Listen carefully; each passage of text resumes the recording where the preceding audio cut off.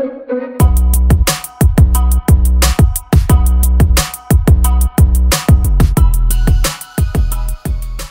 you so much, Mary Kay. So hello, everyone, and welcome. Thank you so much for joining us for our panel of mental health experts. My name is Val Neff. I am the former director of Iris Place Peer Run Respite. I'm now on their support staff. I'm in grad school, the professional counseling school. I've also served on the panel, or I've served on the steering committee for Prevent Suicide Wisconsin. And I've been on the Zero Suicide Tri-County area committee as well. I'm going to be your moderator today. Just a few quick housekeeping items before we introduce our panelists. If you are not on the panel, please mute yourself and turn off your video. If you called in by telephone today, you can mute or unmute your line by pressing *6. So I have a list of questions to get us started. Panelists, just so you know, if you'd like to answer one, please raise your hand up and state your name for folks on the phone. Participants, if you have a question at any time, please type it in the chat box. So now I'm going to introduce our panelists. I'm going to read off every single one of their names, and then I'm going to have each of them give a little bit more of an introduction for you. So joining us today, we have Camera Allen from the Green Bay Police Department. We have Dr. Rick Imler on the Wisconsin Council on Mental Health. Megan McLaughlin with NAMI Wisconsin and NAMI Fox Valley. We have Brad Munger with the Department of Health Services. William Park Sutherland with Kids Forward. And we have Crystal Hester will also be helping us out. She's with NAMI Wisconsin. So who would like to introduce themselves first, panelists? I'll go.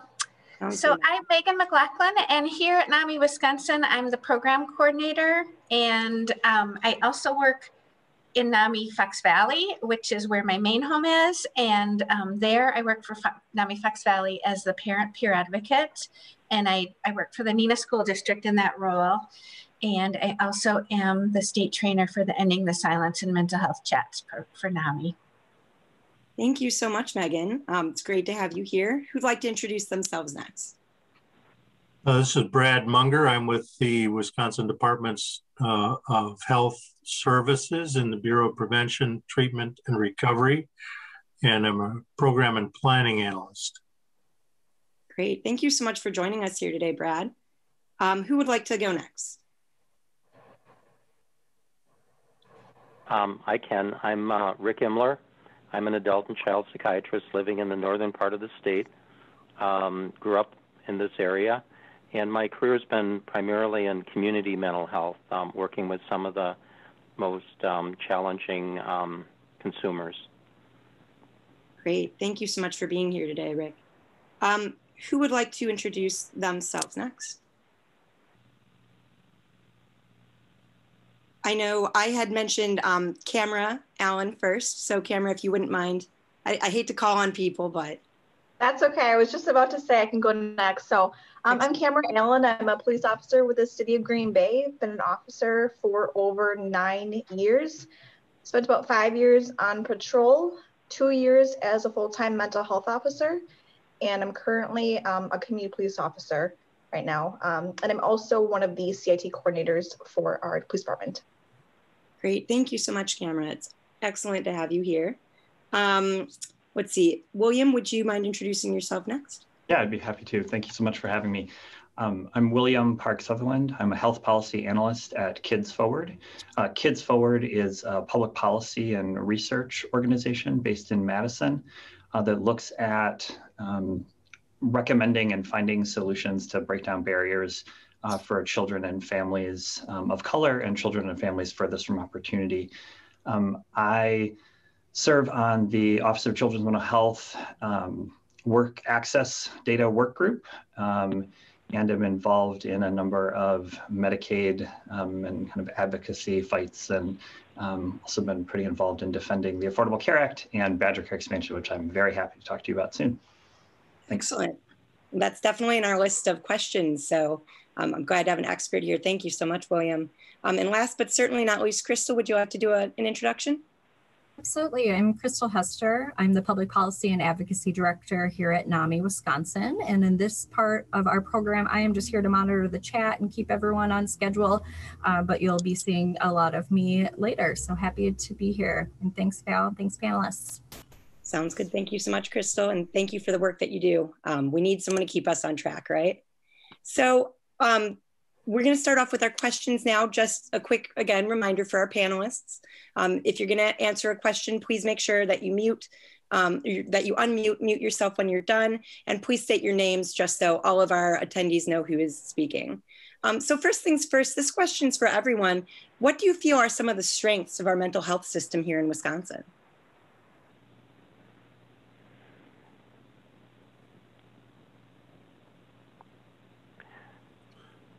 Boy, that's a great question. We are the originator of the PACT model, so an evidence-based practice that serve individuals who have more, again, quite challenged or serious and persistent mental health difficulties. There's been a strong county initiative for decades, actually contributing to Chapter 51, so that counties have recognized that they have the responsibility for serving folks. That also has some downsides I won't get into, but it indicates that our communities have recognized for a long time that they have a major role in serving consumers. Excellent, thank you. It's great to hear about that. Brad, I saw you unmute. Did you have stuff you wanted to add in? Yeah, I would echo what Rick said, definitely about the PACT program. And in attempts to emulate the PACT program, we have a range of services through the Community Support Program, which is a quasi-ACT model, not a high-fidelity ACT model, but it does not preclude us from implementing the ACT model. We also have statewide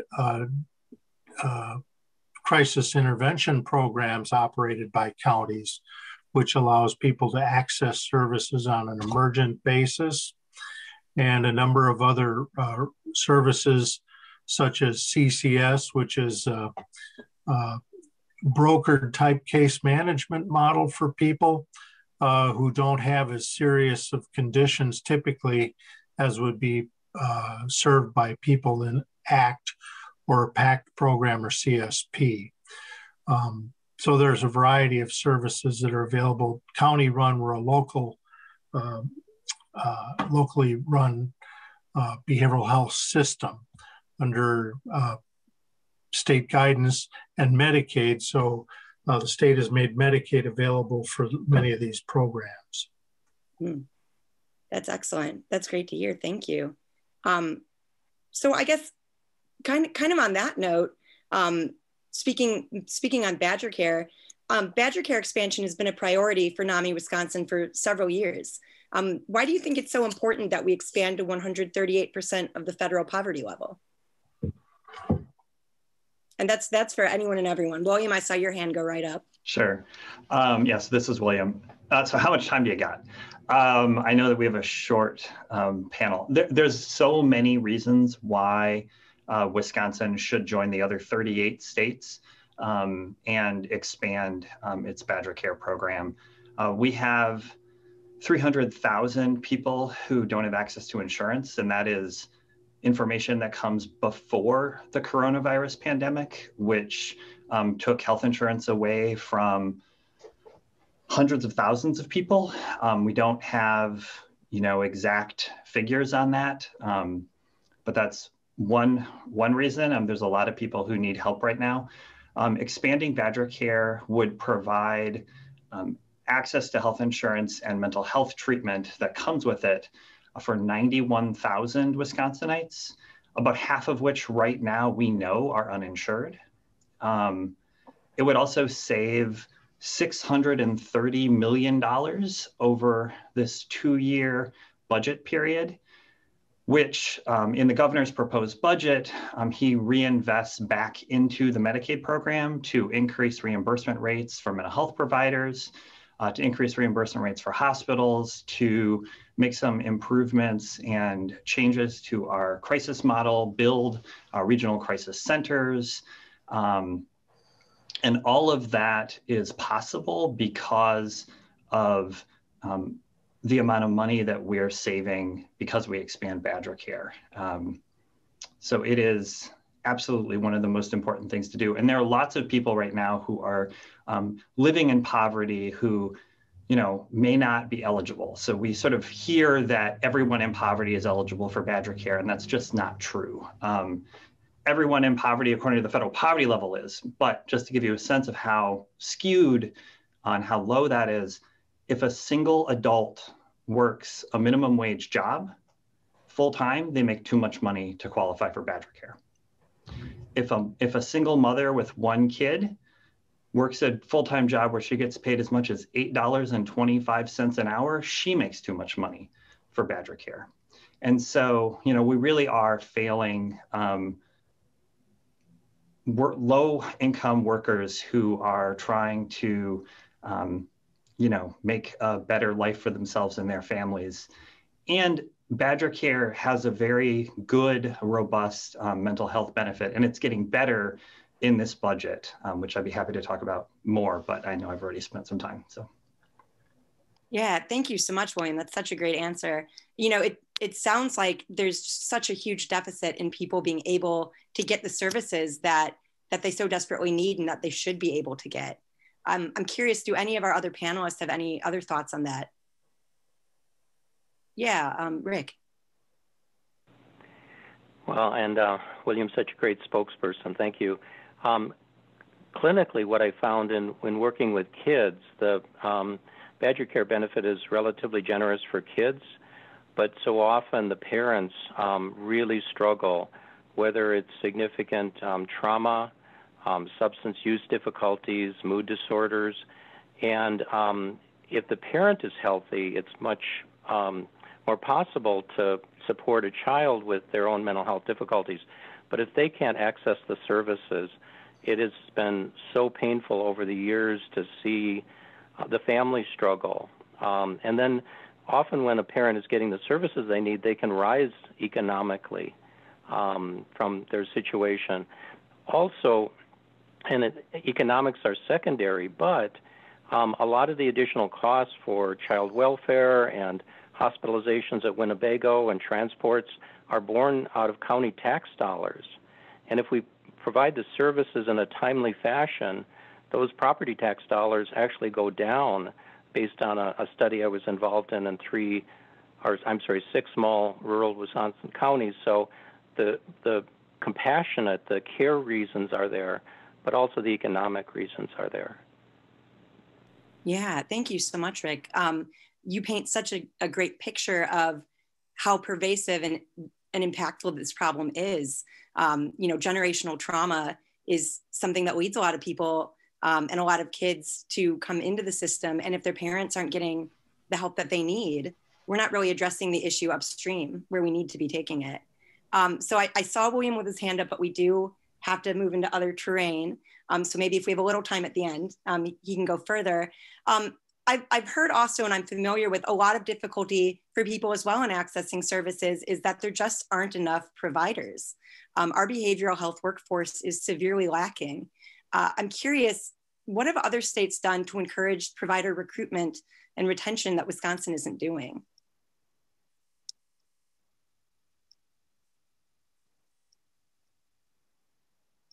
I don't know if anyone has an answer on that. Yeah, Rick, please. And then yeah, I hope there will be others. One of the challenges, or there are many challenges in recruiting and retaining quality behavioral health providers. One of the things is both in large health systems where people access their primary and other care, the health systems being invested. And unfortunately, they're looking at the bottom line. And when our Medicaid reimbursement is poor, often insurance companies will follow those reimbursement patterns. So in other states, when they have appropriate Medicaid reimbursement, I think Wisconsin Public Radio did a comparison in Duluth and Superior. And the Medicaid reimbursement a few years ago, now there's been some adjustments, but a few years ago was 40% lower in Superior, Wisconsin than in Duluth, Minnesota.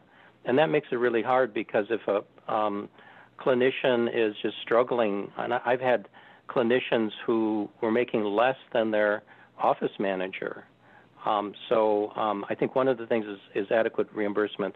There's others, but I'll give others a chance. Sure. So it all comes back to that reimbursement again. Thank you so much. Brad, please. Yes, thank you. Underpinning it is definitely reimbursement, but also there are efforts in different states to attract and develop behavioral health professionals. So those things can range from internships or residency programs for physicians. And we have an example here in Wisconsin, where up in northern Wisconsin, there was a paucity of psychiatric prescribers, and there was the Medical College of Wisconsin developed a residency program to train providers up in the northern part of the state. So that helped bring people out of the urban areas, developing some prescribers in some of the more rural areas. Certainly peer support specialists and others have been an important adjunct to the professional services that have been rendered, and making reimbursement available for peer support specialists can help augment the behavioral health workforce. Yeah, thank you so much. I really appreciate that answer. Megan, please.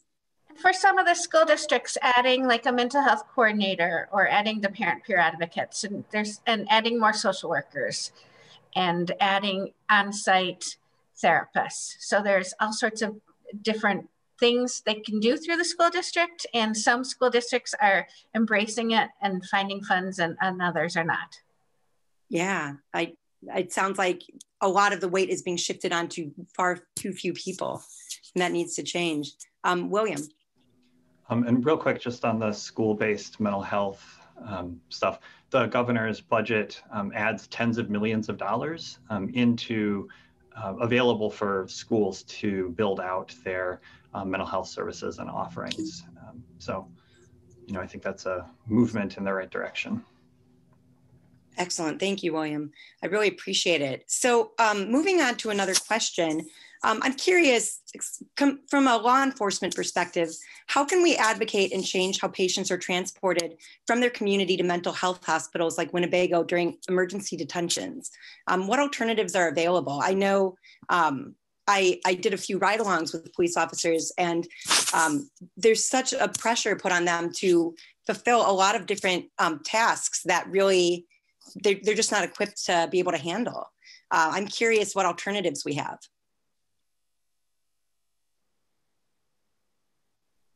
I think that would be my cue then as the officer. It's definitely a loaded question. It's hard because if it's an emergency detention, there is some sort of level of custody you have to maintain. And so typically it does fall on law enforcement to make the transportations. But I know like we utilize a private organization that does some transports for us. So that could be an option. Something I went to at the CITO National Conference in Fort Lauderdale a couple years ago, the Orlando, Florida Central Receiving Center in Orlando, they have a great program where they have like a regional crisis center where the officers do make the transports locally, and they go to a stabilization facility. And then if they need to be transported anywhere else, those are done by mental health professionals. They're not law enforcement.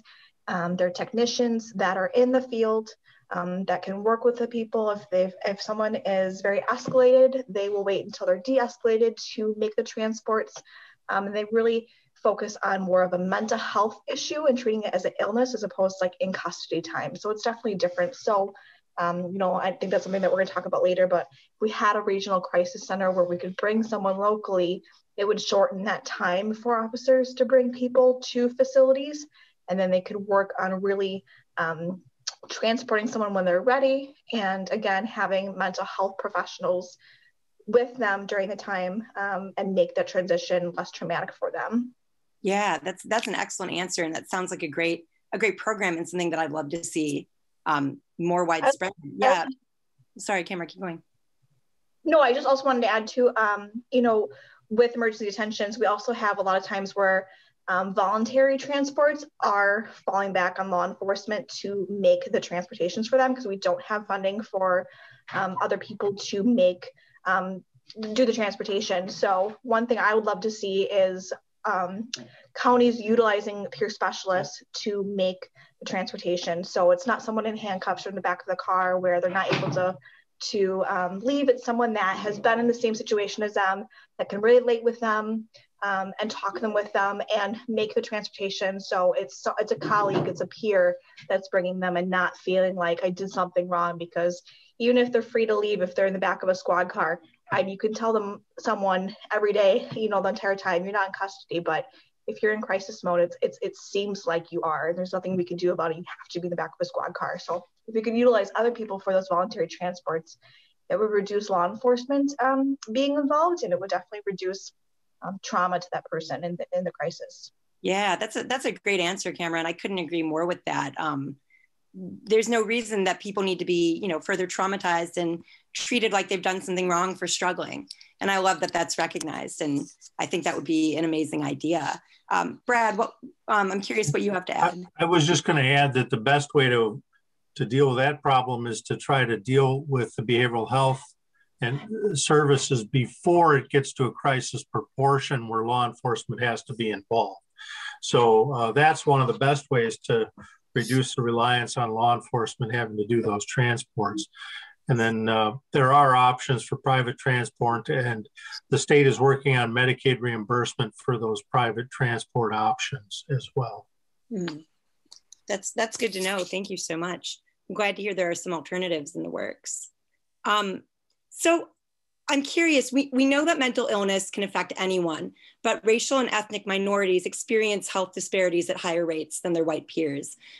Let's talk a little bit about what needs to be done at the systems level to change this. William. So, I think this is a pretty radical idea, but long-term, tying health insurance and healthcare to access to employment is going to perpetuate racial disparities because there's so much racial inequity in who's employed and whether or not your employer offers coverage. We saw right now in this pandemic, millions of people around the world lost their jobs. The United States is one of the few places where people also lost their health insurance when that happened. And so decoupling health insurance from employment is a really important but radical kind of step. In a more kind of, shorter term options, I think two things are really important. One, making sure that as many people as possible have access to coverage. Wisconsin has stark racial disparities in who has access to insurance. And so again, sound a little bit like a broken record, but expanding Badger Care is one of the main things we could do to start to chip away at racial disparities. And then the other thing that I think is really important is making sure that providers are not only culturally competent, but actually look like and come from the communities they're serving and understand the language. And so if we could make it so that it'd be easier for people to have a doctor who speaks their language, people to have a doctor who understands their culture. I think this is especially important in the realm of mental health, where everything is so kind of tangled up together and personal and complicated. Being able to have that clarity is really important. And so what the state could do to incentivize more providers who are culturally and linguistically responsive, that would be a great thing. Yeah, I love that answer. Rick, I saw your hand up. I should have mentioned that I'm currently chair of the State Council on Mental Health. And this fall, following the tragic events in the spring with George Floyd and too many others over years and decades, the council focused on access and equity. And we had 13 hours of Zoom meetings, most of which are available on our website. And some themes came up. One, very much what William mentioned about a representative workforce.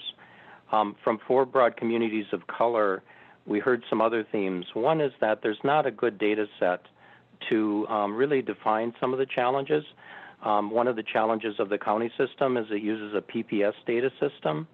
Other states use Medicaid to really dig into behavioral health challenges. but our PPS system is very focused and really difficult to be representative of different communities of color. Having a seat at the table is so important. We found one example. There is a DHS Office of Tribal Affairs, and under that office is a Tribal State Collaborative for Positive Change, where the tribal nations are participating in behavioral health decision-making. But that's not that kind of a platform is not available for other communities. The Medicaid expansion came up, and one of the things is FQHCs are serving, the federally qualified healthcare centers are serving some of the populations, but they struggle too because of the poverty and low rates of reimbursement. And then just to mention and echo what Brad said, that we need to move upstream and provide the services.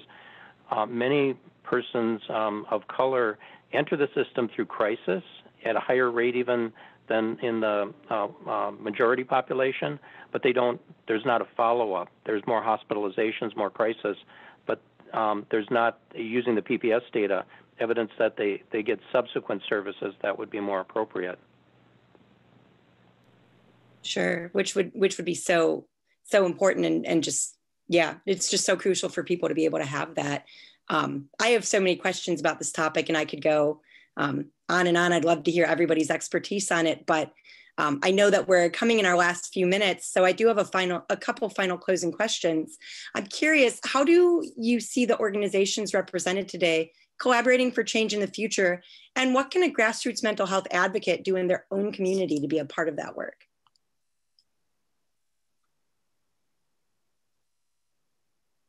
I know those are like very, very big picture questions right here. Yeah, William, and then Brad.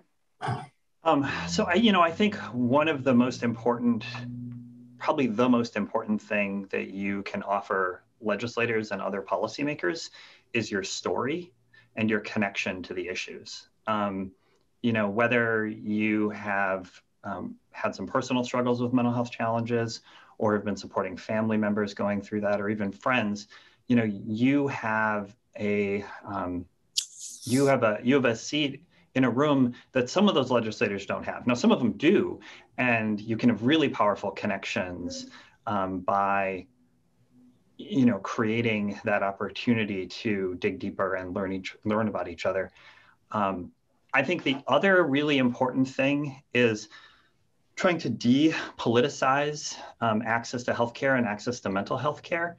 Making sure that if any of you, are Republican or have conservative leanings, and are also, coming at this either from a business case or from a small business case or small government case, or if this is just a really important issue to you, making sure that your legislators, regardless of their party, understand that this is a human issue and that your story is a human story and it's not a party story. Yeah, I agree with that, William. Thank you. Brad, and then Megan, I saw your hand was up. Yeah, I appreciate what William said, definitely. And the whole issue of having health insurance and access to care, if that is available to people, you can mitigate a lot of the more costly ramifications of having a behavioral health condition. Like many medical conditions, if you get it addressed earlier, it's not nearly as costly. So linking arms with people that have similar perspectives with personal stories, and then joining it to that message of, it's cost effective to have mental health services available. Yeah, that makes sense. I could not agree with that more. Thank you. Megan. And I was just going to say, today is the start of the journey, or if you do this every year, you're once again bringing it to the forefront of your legislators' minds. But also just, I think that the IRIS does a great job, Ellie and Crystal, bringing the advocacy and legislative in every issue. So just being aware of it, some of the stuff coming out of NAMI Wisconsin. And for me, if I pay attention and where there's lots of places to get involved. So remembering that avenue. Yeah, thank you, Megan. This is so crucial and everyone can be a part of it. And that's important to remember. So we have to wrap up our time. Unfortunately, I would have loved to hear last words from Rick and Camera. I'm so sorry. Thank you all so much for attending. Thank you, panelists, for joining us and sharing your expertise on these mental health topics. We're now going to look at NAMI Wisconsin's 2021-2022 legislative priorities video, and then we're going to jump into our NAMI Smarts training. Thank you again so much, and I hope you have a great rest of your day.